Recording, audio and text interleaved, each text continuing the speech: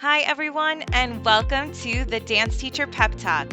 I am your host, Amanda, and I am so glad you are here. This is a space for dance teachers and anyone interested in teaching dance who is looking for motivation and fresh ideas. As teachers, we spend our days motivating and giving pep talks to our students, and now this podcast is a pep talk just for you. We hope that it helps to ignite new ideas and even work through some deep dance related thoughts before you head into the studio. Thank you for your support, and now let's get into today's episode. Hi, everybody. Thank you so much for tuning into today's episode. I'm so excited to share today's episode because it really is some big notices that I've had this season from watching competition. And, this is specific to the New England area. However, I feel that so many of us, no matter where we are, can maybe see some of these notions as well. And it was just kind of like a big moment that I had for myself at a competition recently where I was realizing what specifically makes me want to watch. And, competition has become such an industry. I mean, it is huge and it has been for a long time now, but there are so many competitions out there. There are so many entries at these competitions, and there are so many dance schools out there with so many entries. Like, it is such a beautiful thing if you think about it, like how much is available to us and how much we are offering and how much we are able to do. I just have such an appreciation for the space that competition offers because, there's the pressures of it being competition and, the awards and all of that. But like when you really look at what competition is in the sense of like dancers bringing pieces to the stage and just seeing how they bring those pieces to the stage and how hard they work on those pieces all year, there is just so much appreciation that I have for it there in the sense too that it's all this creative energy. Like there are so many incredible works of art that take the stage in a weekend basis that, and that's just in one city. That's not even everywhere else. So like when you really look at it and you really think about how large it is and how meaningful it is, I just am really so in awe of it. And I'm halfway through my competition season right now, and I just feel some years I have better present years than others. Sometimes there's a competition season where I just feel so busy and I'm caught up in all the moments that I don't even really take in what I'm seeing. There have been seasons where I will literally, sit in the audience and feel like I'm not even really there and I'm not quite sure, the way that I'm feeling on things.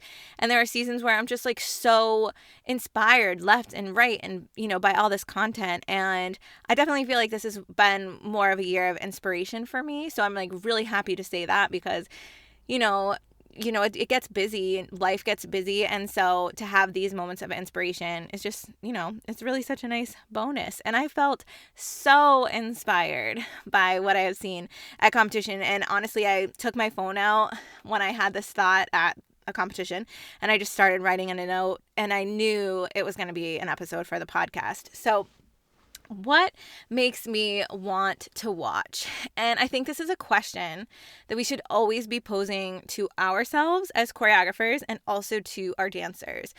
And something that I say, which is honestly kind of a sad observation of the state of the world that we are in, but I always say to my dancers, is this piece going to make the audience want to watch, or is it going to make them want to pull their phones out? I know that's kind of maybe a harsh statement to say, but it really does kind of hold a lot of reality to it because the dancers understand too, if they're in the audience watching and they aren't invested in a piece, the first thing they usually do is they're going to pull their phones out because they're seeking some kind of hit somewhere else, which is on their phones, or they're trying to seek something that is going to enliven them.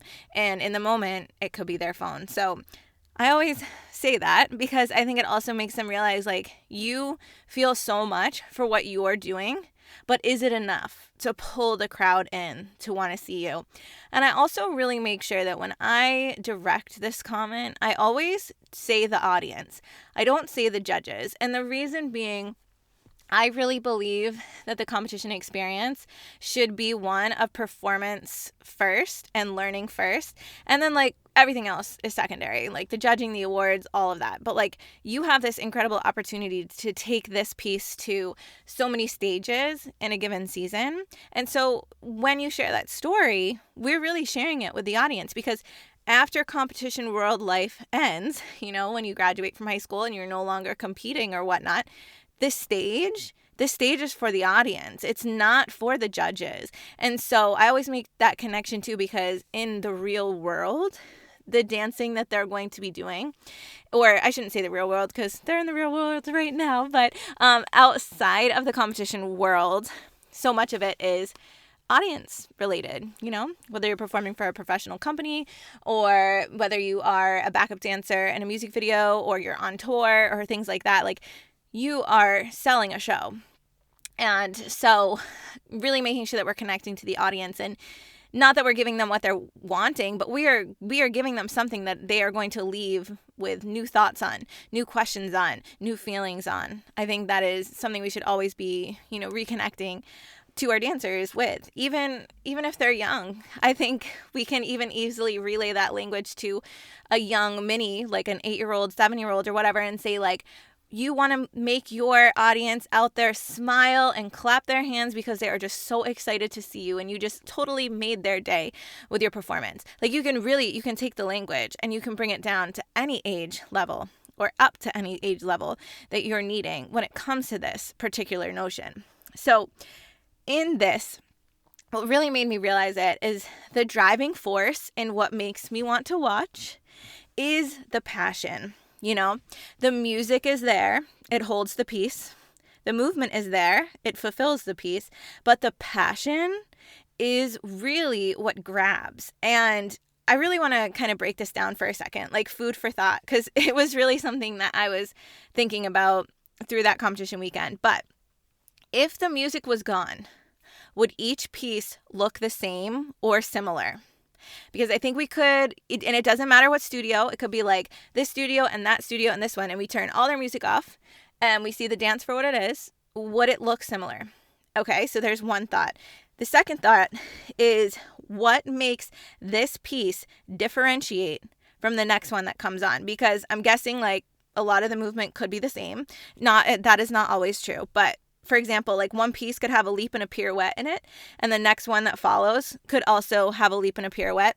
So what makes it different? Okay, so if we didn't have the music, okay, and we're looking at what makes a piece different, yet we're seeing similar movements cross over from piece to piece, studio to studio, these are big questions and thoughts I had, The music helps to facilitate the passion more. I definitely think it helps amplify it. But what propels the story even further is the passion within the performance. So what is going to make that leap and pirouette and the piece look different from this one to that one? It is how the dancer is feeling or exuding a feeling when they're doing it, because they both could be completely technically accurate, but what they are putting behind it, I think, is really what catches our eye. Is, because one dancer may not put all that much passion into it, and it could be beautifully technically done. But then the next person could do it with so much passion and heart, and you can't take your eyes off of them. So I think what I'm realizing with all of this, after how many years of teaching, oh my gosh, but I think what I'm really realizing is the movement doesn't carry the piece. It is a supplement to it.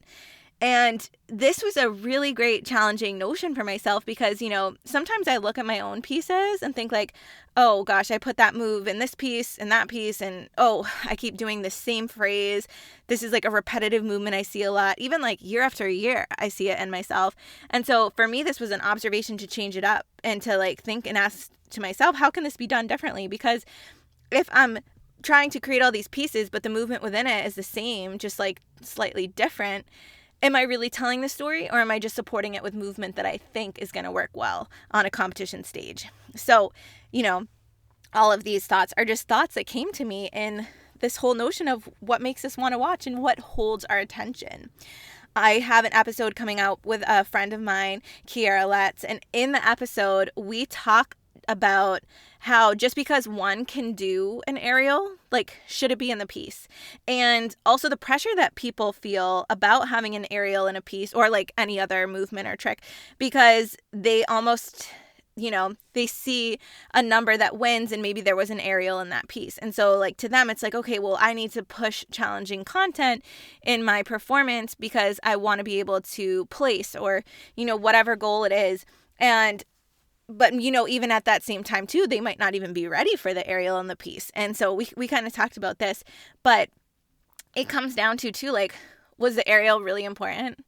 Or what about the aerial had a place in the storytelling and in the delivery of it? There's always, there can be beautiful places for it, but making sure that it's where it counts and not just that we're going to throw it in there because we think it's what's right for the competition stage, but that it has a purpose behind it, that it has clear intention to what we're doing. And so this is a challenge, when thinking about this whole episode is kind of being posed in a way as a challenge to push us as choreographers, but also to challenge to get to the heart of the matter, the passion and everything, because what is grabbing me the most in all of these dances, because I have saw so many pieces like in a row, boom, boom, boom, aerial, aerial, aerial, and turn sequence, turn sequence, turn sequence, and this and this and this.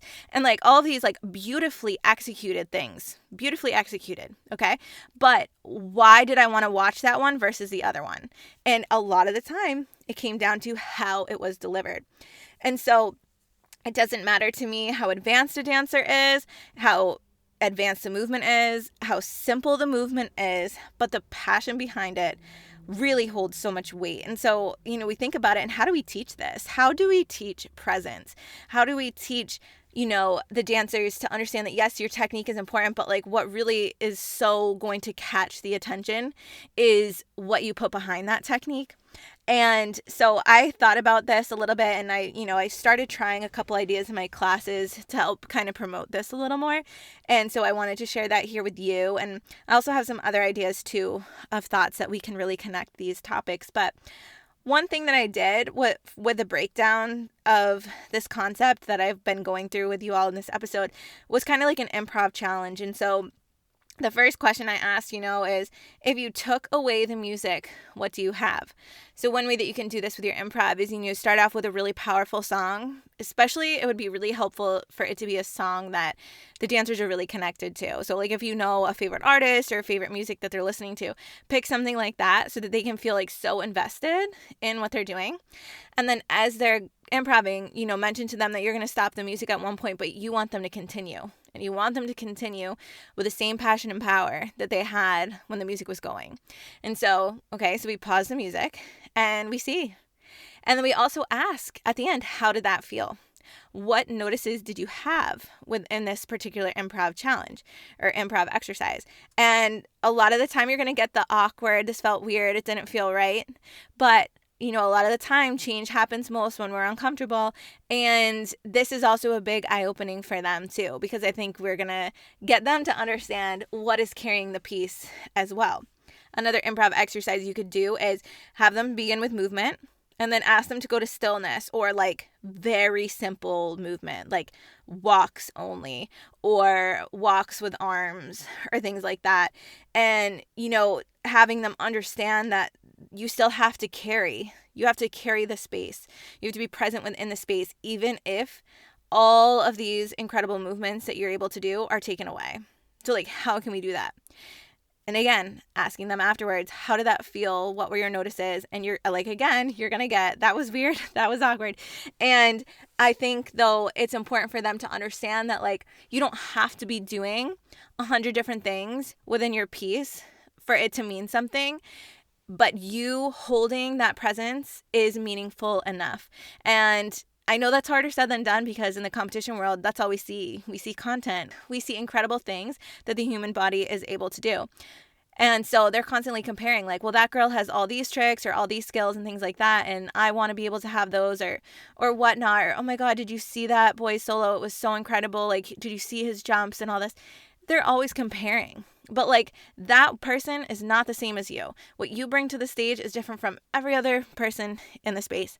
And what you bring to your groups is the same way. Individually, you're all bringing something, but you have to meet at that energy. You have to meet at that connection together. We all have to have that same weight of passion within ourselves that we're pushing. And so another way that I thought about this is, how do we instill connection and intention to the story that we're giving to our dancers? Because I don't think it matters what genre of dance. I think this applies to everything and anything. You could be doing a really super heartfelt lyrical, a serious, strong modern, a fun, upbeat jazz. The first part of developing passion and developing presence within a piece, the first part of it is understanding the why. Why are we doing this piece? And I really do feel that every single piece has to have a purpose and a reason, but it can be as basic as you want it to be or as complicated as you want it to be. So it doesn't mean that every single piece that you're doing has to have this grand, incredible storyline to it, but that it has a why, that it has a purpose.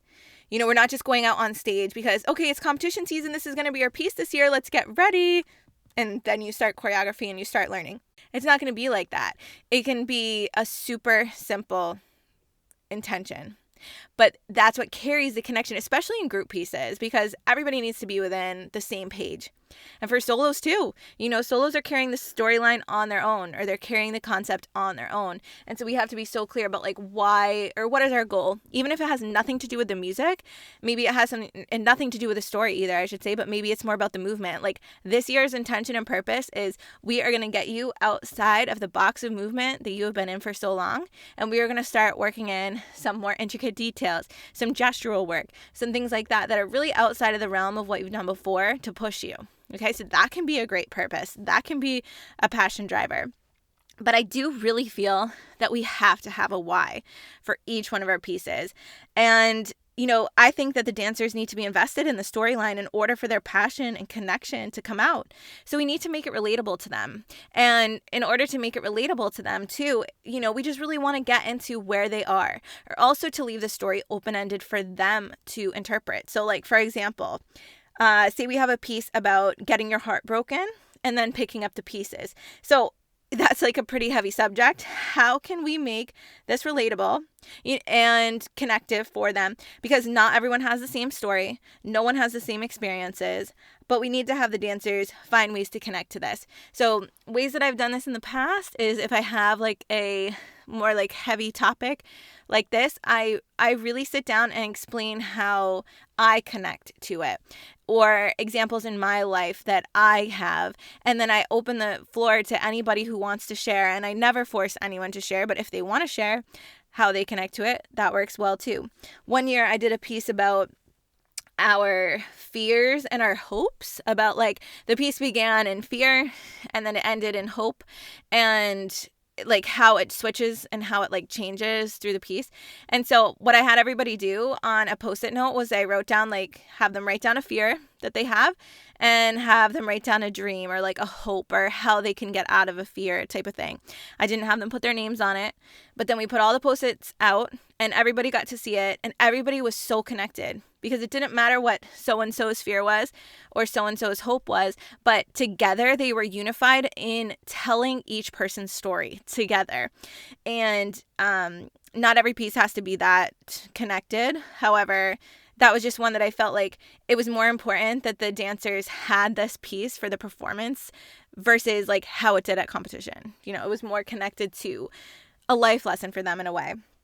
Okay, so another type of piece. Maybe you have a piece about the sunniest, warmest summer day and you're going to the beach with your friends and you're having the best time ever. How do we bring, literally the sunshine to the stage with that piece? And talking about that, and just, again, that's like one that you don't have to be that deep. It could be a dance about going to the beach or summer day fun. And just like talking about like, what is your favorite thing to do in the summer? What do you love doing? So that we can connect and we can transport ourselves to that place on the stage. Because if we're transporting ourselves on the stage to that place, I'm sure we're also transporting the audience as well. Another example, this piece is about blooming. So very general, blooming. You could take it from seed to flower. connecting this, maybe, where in your life have you felt a stage where you started small and you grew to something much larger? And each person can have their own notion in that as well, and they can carry that with them. But I really do strongly feel, with all these different examples, that in order to understand the passion and in order to understand the presence of what you're carrying in a piece, the why needs to be there. The investment needs to be there. When a dancer is telling a story they connect to, I feel they are going to push themselves and their performance way more because it's important to them. And, some kids in a season, they may have 12 to 15 pieces or, however many pieces a season. And so with all of those pieces, each one should have a message that is deliverable, whether it's very basic or whether it's very deep. It doesn't matter. It should hold weight so that it holds weight on the stage. And that weight that we're seeing on the stage is the presence. It is the passion. It is the presence. And so even too, when it comes to the choreography, whether the choreography is beginner or advanced, relatability is a direct connection to the commitment level you are going to see in the dancers performing your pieces. So you could have a mini lyrical with walks, with reaches, with beautiful port de bras, with maybe just slow held poses or changing in and out of poses, things like that. And explaining to them, today we're going to be dancing, or this season we're going to be dancing. This lyrical dance is going to be about always being there for your friends when we need them. So when we reach over to our friend across the stage, we're really telling them not just to reach, but I'm here for you and I'm right by your side. So you could take something at that mini level to something super advanced and really deep or connected to a much different plot. And it doesn't always have to be a storyline either, but there has to be that middle ground that we meet on, especially like I said, in any instance, group or solo, it doesn't matter. When you're up there with a reason to be up there, everyone can connect. And especially when you deliver it in the way that people can connect most to it. Because I've also seen the other side of that, where people push their performances too hard and they go so over the line in a way that it becomes unrelatable, because in that moment we're acting. So how do we find the line between being relatable in what we're doing with our passion and presence and not going as far as okay, you've lost us because you're on a whole different level in your feelings right now. So that's another thing too, is, just to be in check with that and to be connecting with that, because I do know that can also be something that we see. So things that have really sparked me the most this season are not the most incredible movements, but the passion, relatability, connection, investment, and just presence on that stage. That has been what has pulled me in for those competitions that I've seen so far this year. And it really inspired me. And I hope that these thoughts and these words inspired you today too, to think a little bit deeper with how we connect to that concept of passion. How do we build passion? And how do we build that presence? Because even though we're in competition season right now, I know that mid-competition season, we already start planning the next competition season. And so, maybe you already have your team audition dates up for the next season. Maybe you're already starting to strategize what competition dates you're going to be attending. So the thought is there. And so, yes, this season is not over yet, but the beginning stages of a new season is approaching. And so I really wanted to do this episode to help us think about that, because at the beginning stage, I think is really when we can invoke and instill that concept of how can we be so presently involved in this piece for the duration of the season, and see that across the board with all of your pieces. So I want to thank you so much for listening to today's episode. I so appreciate your support. And if you feel called to leave a rating or review, that helps the podcast to be seen by so many other dance educators out there. And don't forget to follow us on our Instagram at Dance Teacher Pep Talk for more class tips and weekly inspiration. I hope you are all having a beautiful rest of your day, and we'll talk soon. Thanks so much for listening.